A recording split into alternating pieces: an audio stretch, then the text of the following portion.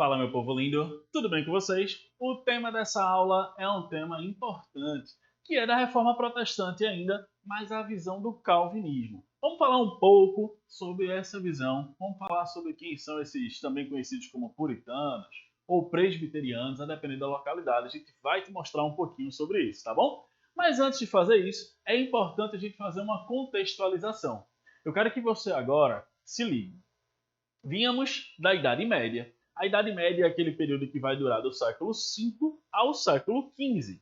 Beleza? 1000 anos de história fechado. Essa Idade Média é dividida em duas etapas. A Alta Idade Média, a Baixa Idade Média.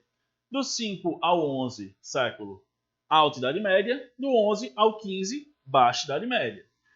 Não é incomum você perceber que o domínio da Igreja Católica durante toda a Idade Média foi primordial, foi salutar. Ele foi realmente a base de tudo. Não é à toa que na filosofia a gente encontra grandes, ilustres figuras como Santo Agostinho, né, de Hipona, na Alta Idade Média, e São Tomás de Aquino na Baixa Idade Média.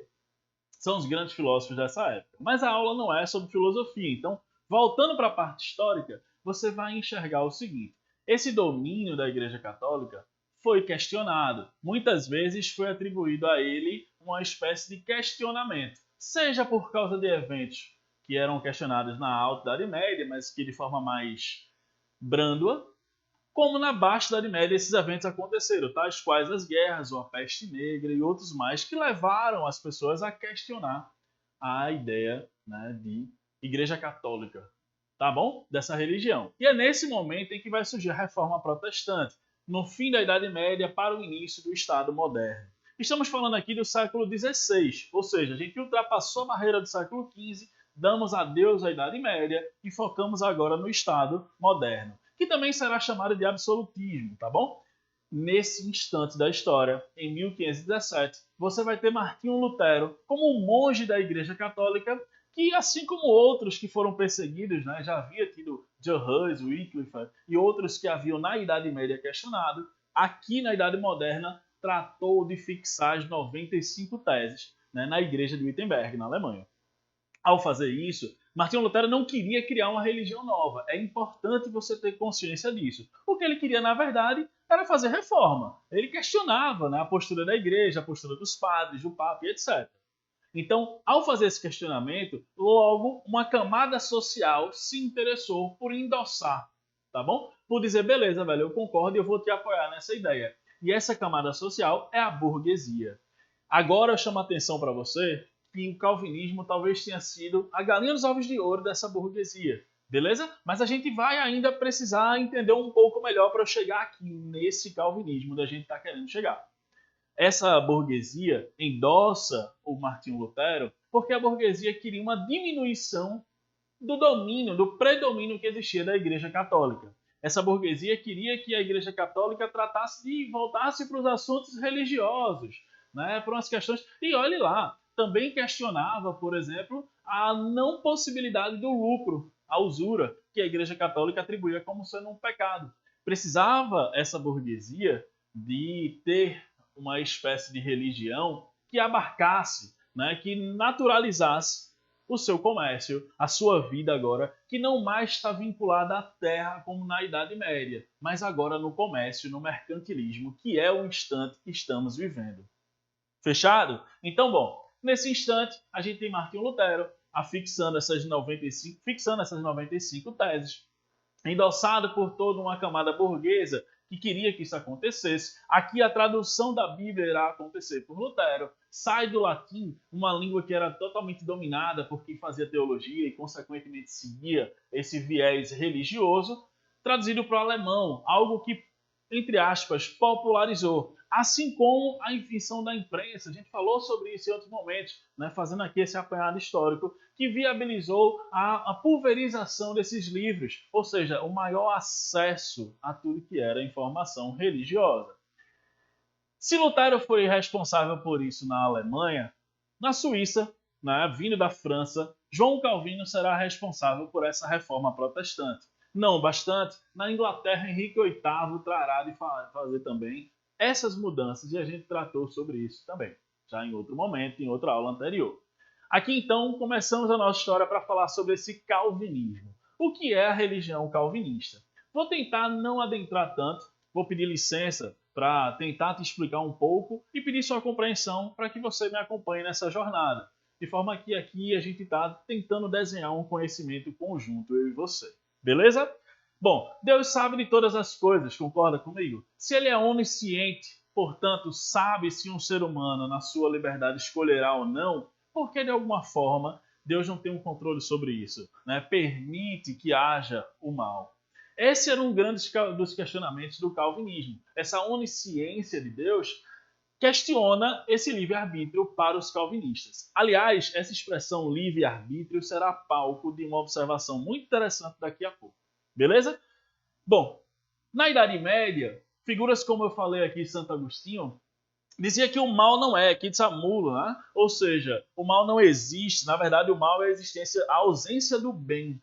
Então, foi a justificativa encontrada para o patriarca da Igreja Católica embasar o porquê dessa mesma onisciência divina, essa concepção de Deus, de que as coisas estão sob o domínio de Deus, tudo ele tem consciência, ele é onisciente, onipresente, onipotente.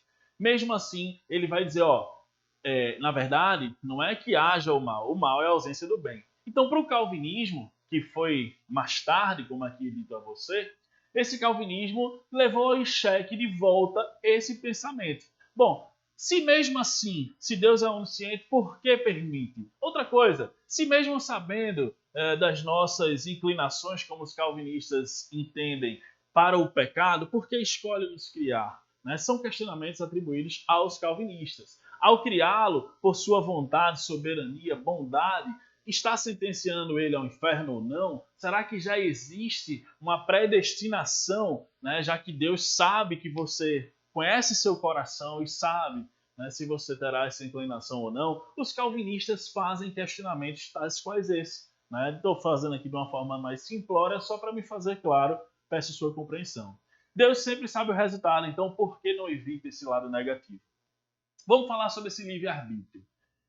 Para os calvinistas, ele não existe. Tá? A ideia de livre, como ele diz aqui, se preocupa com a nossa capacidade de arbítrio, ou seja, de arbitrar de alguma coisa. Né? Se a gente já veio do pecado, os calvinistas atribuem que é como se a gente fosse, no direito a gente chamaria isso de fruto da árvore envenenada. Ou seja, é basicamente a ideia de que se você já é fruto do pecado, eu e você somos frutos do pecado inicial, tá? Então somos já pecadores por essência.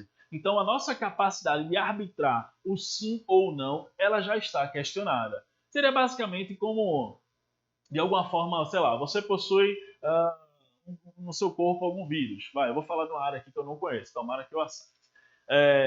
Você vai viver sua vida numa boa, mas o seu corpo ele tá com aquele vírus ali. Então, quando você tem uma virose, sei lá, posso estar falando bobagem, mas você tem uma vida normal, você age pelo certo, pelo errado, você faz, deixa de fazer, mas seu corpo tem uma marca, né? Seu DNA tem uma marca que está ali. Então, da mesma forma, algo nesse sentido aconteceria. Se somos fruto de um pecado, então já estamos aí em suspeição, já somos suspeitos em dizer que sim ou que não podemos decidir. Então, nossa vontade, né, não é nem a ideia de existir ou não a coisa da liberdade. A liberdade, o calvinista acredita que há sim, mas a capacidade de arbitrar algo, a capacidade de dizer que algo é ou não é, ela tem uma inclinação já para o pecado. É como se houvesse uma balança com peso diferente, tá? Meio que inclinada para cá, meio que inclinada para o lado pecador da gente.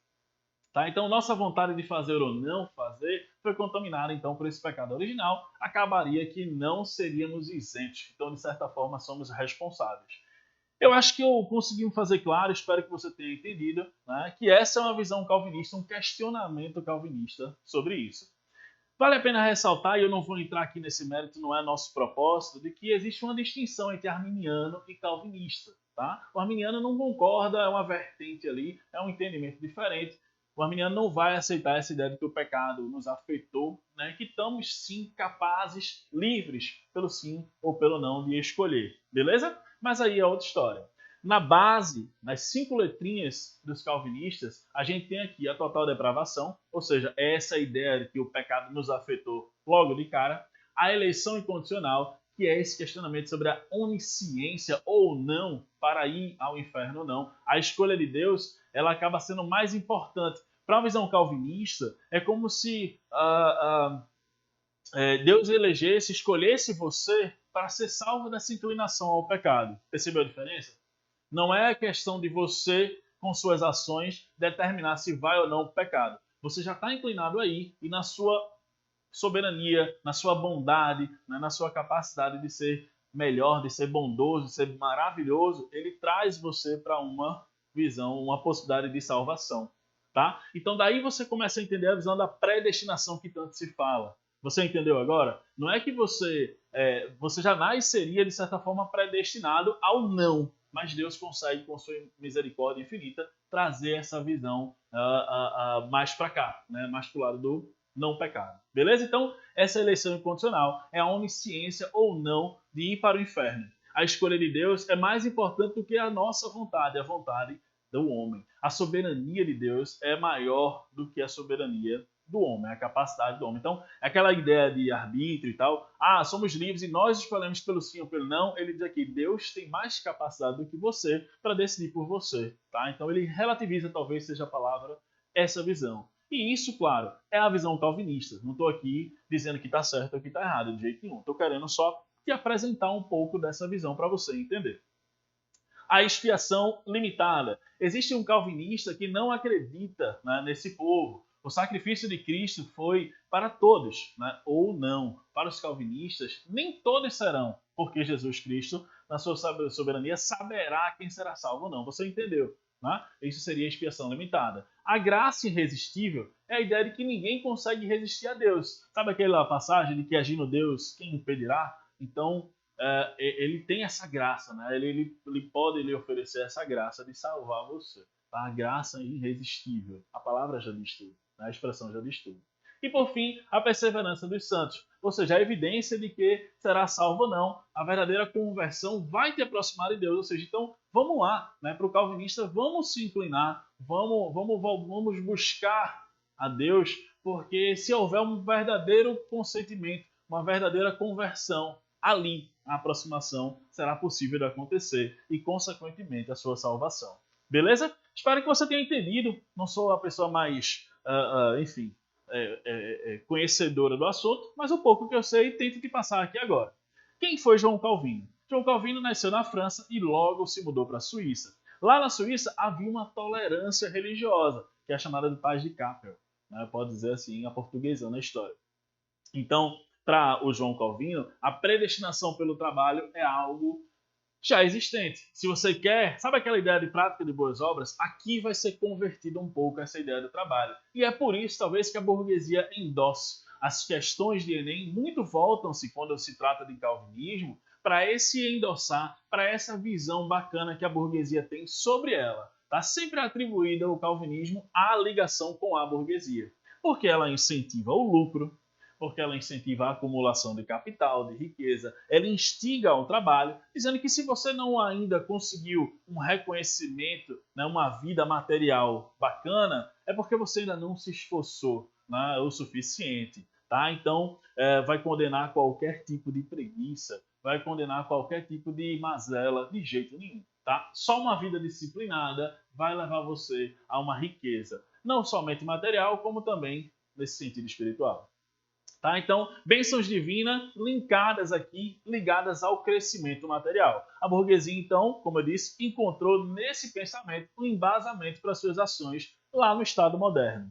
E aqui eu atribuo para você na sua tela a ideia de como podem ser divididas essas visões. Os puritanos são calvinistas na Inglaterra. Não é à toa que uma das revoluções inglesas, quando a gente fala sobre esse tema revoluções inglesas, uma dessas revoluções é a chamada Revolução Puritana. A segunda, a Revolução Gloriosa. A terceira, a Revolução Industrial. Tá? Então, por que puritana? Você já sabe, o parlamento inglês ele era em essência puritana. Certo? Os presbiterianos são aqueles com a origem na Escócia. Né? Então, são assim chamados os calvinistas que vivem naquela região. Os huguenotes serão chamados aqui, né, como calvinistas, serão chamados aqui na França, serão chamados de huguenotes. Certo? Então, são variações que você pode entender. Em Genebra, localidade em que João Calvino se estabilizou, havia se criado até um consistório para tomar conta. Lembre-se que havia uma perseguição, tá, existente. O índex proibitório foi algo que no Concílio de Trento, ou seja, na Contra-Reforma desse, a gente está falando da Reforma, mais tarde da Contra-Reforma, a Igreja ratificou, né? A Igreja confirmou de que existiam algumas coisas que precisavam mudar, mas ela confirmou, por exemplo, a infalibilidade do Papa, né? A ideia de que as escrituras só poderiam ser interpretadas pela Igreja Católica, né? A ideia de que certos livros não poderiam fazer parte da cabeceira das pessoas, tá? E esses livros serão aqui colocados, essa lista no índex, tá? Então, é lógico que a Igreja de alguma forma tentou, né, não deixar que o latim deixasse de ser a língua mãe, né? Então tentou trazer um pouco para ela, sem muito sucesso. E aí eu faço um paralelo mais para os dias atuais. Você sabe que a sociologia, né, ensinada pelo nosso mestre, tem um sociólogo chamado Max Weber. E Max Weber tem uma visão um tanto quanto peculiar dessa questão da religião protestante. Tem um livro dele, está aqui o Max Weber na sua tela, chamado A Ética Protestante e o Espírito do Capitalismo. Weber vai tratar na sociologia, lembre-se, a sociologia só vai nascer lá no século XIX. Tá? Então, mais tarde, Weber vai aparecer para tratar de um tema atribuindo vínculos ao surgimento do capitalismo com essa religião protestante, principalmente aqui o calvinismo. Certo? Por quê? Para ele, foi a partir dessa visão de necessidade de ocupar-se, de ir atrás das riquezas que eu acabei de mencionar, através dessa visão de tipo, precisamos ainda, se eu não estou ainda onde eu queria estar, precisamos ir mais à labuta, né? Precisamos ir mais atrás do nosso projeto. Foi através dessa visão que criou-se uma disparidade social. Aqui atribuímos o capitalismo como sendo, né, a denominação dessa disparidade. Então, para Max Weber, é possível, segundo ele, lembrando que ele é um dos tripés da sociologia, assim como Karl Marx, assim como Durkheim, né, Emile Durkheim, fazer uma vinculação da existência da sociedade e dos problemas que o capitalismo trouxe a partir dessa visão calvinista, a partir dessa reforma protestante, principalmente, como eu disse, calvinista de João Calvino, para atribuir essa variação que existiu. Então, esse livro trata dessa ética, como ele diz assim, essa ética protestante da busca pela riqueza, algo que a Igreja Católica condenava fortemente, que era a usura, o lucro. Foi através dessa ética surgida lá no Estado moderno que desembocamos aqui no capitalismo. Beleza? Então, de posse desse conteúdo, de posse dessa rápida revisão, vamos responder uma questão aqui para poder fixar. Fechado? Vem comigo, lê o texto.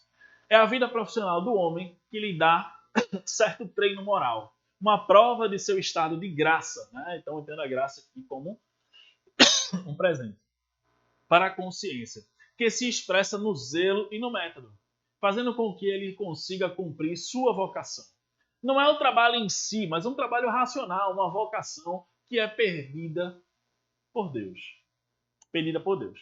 A concepção sobre o trabalho descrito nessa passagem é definida por quem? Obviamente você já sabe a resposta, né? Mas eu quero que você se prenda ao texto, tá? Repito, é a vida profissional do homem que lhe dá certo treino moral. Veja que a atribuição, né? A vida profissional falar sobre a moralidade. Uma prova do seu estado de graça, ou seja, da sua retilínea, né? Dessa questão da sua postura ilibada, é o papel social que ele desempenha, ou seja, o trabalho dele. Uma prova de seu estado de graça para a sua consciência, que se expressa no zelo e no método, fazendo com que ele consiga cumprir a sua vocação. Vocação. Chama atenção para essa palavra. Não é um trabalho em si, trabalhar por trabalhar, mas um trabalho racional, um trabalho de vocação, que é pedido por Deus. Viu aí o vínculo, né, do que seria aqui trabalhar em essa concepção de Deus? Então, de predestinação e tudo mais. Então, logicamente, você sabe que essa é a visão da letra B, que é a visão calvinista. Fácil, de graça, melzinho na chupeta. Coloquei aqui só para você visualizar como uma prova pode atribuir esse vínculo de trabalho, de ganhos financeiros e tudo mais, por uma questão puritana, calvinista, presbiteriana, enfim, como quiser chamar. Beleza? Segunda questão. João Calvino dinamizou o movimento reformista. Foi através de novos princípios, completando e ampliando a doutrina luterana. Certo? Então, a história das sociedades modernas, a sociedade contemporânea. Entre as mudanças propostas por Calvino, a doutrina luterana não estão ao quê? Então, veja, entre as mudanças propostas por Calvino, a doutrina luterana não vai estar incluído o quê? Qual é o tema que a visão calvinista não trouxe, né, dadas as propostas de Lutero, não trouxe para si, né, para a sua visão. Na letra A separação da igreja e do Estado e a livre interpretação da Bíblia. Claro que, né, você deve saber, eu vou deixar você ler sem induzir você à resposta, mas a pergunta é, será que o calvinismo também tratava dessas questões, também questionava tal qual o luteranismo? Sim ou não? B. A aceitação do livre-arbítrio e o reforço da autoridade papal. C. A negação da autoridade do Papa e o repúdio ao livre-arbítrio. Letra D. A justificativa para as atividades econômicas anteriormente condenadas pela Igreja e a livre interpretação da Bíblia. Trouxe ou não trouxe isso? Né? Ele quer saber, acho que não trouxe, tá? A separação do Estado, da Igreja do Estado e a aceitação do livre-arbítrio. Bom, olhe para essas alternativas e veja qual a que ele não quer. Como eu disse aqui, ó, entre as mudanças por Calvino, a doutrina luterana não estão qual? Qual dessas alternativas você acha que ele não trouxe? Será que ele trouxe todas as outras? A resposta está na letra B. Né? Por quê? Porque a separação da igreja e do Estado, ok, ele traz também para a sua visão puritana, como luterana, né? Ele trouxe e herdou. A visão da justificativa nas atividades econômicas anteriores, usura, trouxe também, você pode ter pensado isso, mas o que irá parar e pensar sobre isso é o calvinismo. Todavia, a reforma protestante, não se esqueça, desde Lutero ela foi abarcada pela burguesia, então claro que ela tinha um viés também econômico. Tá? E isso foi trazido, ou vamos dizer assim, maximizado pelo calvinismo. Mas existia, então ele só fez trazer, então não seria a resposta. Ele quer que não trouxe. Na letra C, a negação da autoridade do Papa e o repúdio ao livre-arbítrio. Bom, ele vai trazer, né? Então houve sim essa negação à autoridade do Papa e essa coisa do livre-arbítrio, que era tanto trazido pela Igreja Católica, vai ser repudiado. Mas a aceitação do livre-arbítrio, veja, aí é você concordar, né, com o que o luterano não dizia, não falava sobre isso, né? Ele aceitava o livre-arbítrio como uma condição tal qual na visão católica. Né? Aqui ele leva ao cheque, ele vai a um questionamento. E o reforço da autoridade papal, bom, ele não via nessa autoridade papal uma questão que, vamos dizer assim, dava para ser ainda mantida. Tá? Como no caso da luterana, sim. Lembre-se que Lutero não queria fazer uma religião nova, ele queria reformar. Tá? Então, o calvinismo talvez ele seja um tanto mais, vamos chamar assim, de radical. Beleza? Então, bom, eu não sei se você compreendeu, mas a visão calvinista ela é uma das reformas protestantes. Lembrando a você que você tem a luterana, a anglicana na Inglaterra e a calvinista aqui na Suíça, principalmente sendo ele francês que veio para cá. Essas visões elas tratam de querer questionar aquela que era soberana até então na sociedade, a Igreja Católica. E os calvinistas fazem isso até hoje. Existem, né, as visões presbiterianas, puritanas, etc., estão aqui entre nós, no nosso país laico. Então, espero que vocês tenham compreendido, bacana, que vocês percebam que esse assunto é um assunto que é tratado em vestibular, principalmente, como eu disse a vocês, quando se trata da questão econômica. Né? Você encontra um embasamento ali, uma visão muito interessante sobre isso. E é algo que, sem dúvidas, mexe e traz com as questões de Enem uma visão interessante sobre os fatos. É preciso conhecer um pouco, você não precisa concordar, tá? Você não tem que estar aqui talvez concordando com isso, mas você precisa conhecer um pouquinho para que caso chegue na hora de uma prova, né, e você se depare com questões desse tipo, você possa ter ali uma compreensão, nem que seja no nível macro. Lógico que a filosofia, né, a visão mais aprofundada, seria totalmente muito mais a ser tratado. A visão calvinista ela é uma visão assim como a anglicana, que na Inglaterra de Henrique VIII, casado com Catarina de Aragão, que queria se separar, né? A gente tratou e acho que Pimpão virá tratar melhor sobre isso, você vai compreender. Se ele não tratou, irá tratar sobre essa visão, né, da separação, como ela se deu, o Papa que tinha, né, uma nacionalidade comum à da rainha e não queria que permitir que essa separação acontecesse. Então tinha todo um viés religioso para ser tratado, né? Era um momento de cheque, de questionamento à religiosidade das pessoas, mas também tinha um viés econômico. né? Não se pode esquecer que quando o Henrique VIII, por exemplo, ele tratou de se separar da Catarina de Aragão, ele também se tornou soberano, né? O ato de supremacia. Acho que a gente tratou isso na aula passada ou retrasada. Ou seja, foi a partir dessa concepção, foi a partir dessa iniciativa dele que ele acumulou os dois cargos. Então, financeiramente falando, todas as propriedades que eram da igreja passou a estar em suas posses. Então, a gente está tratando aqui do mercantilismo. Né? É aquele período que vem aí o século XVI, a descoberta do Brasil, etc. Ou seja, é o período da busca por metais preciosos, pela balança comercial favorável, pela acumulação de riquezas. Tá? Os jesuítas, né, que você conhece nos livros de história, que vieram junto com os portugueses aqui para o Brasil, vem como uma iniciativa da Igreja Católica de tentar encontrar novos adeptos ao catolicismo, né, porque havia de ter existido uma grande baixa, né, houve uma grande baixa de adeptos ao catolicismo quando há de existir esse surgimento da reforma protestante. Então, são assuntos que estão linkados que você pode fazer menção com o Renascimento, né, o questionamento, antes que o Renascimento é o questionamento da Idade Média, né, o retorno da ideia da cultura greco-romana. Então, tudo isso está acontecendo. É um período de grande mudança, é um período de grande, certo? Variação que a gente precisa conhecer. Espero que vocês tenham gostado, fiquem com Deus e até a próxima, se Deus quiser. Valeu!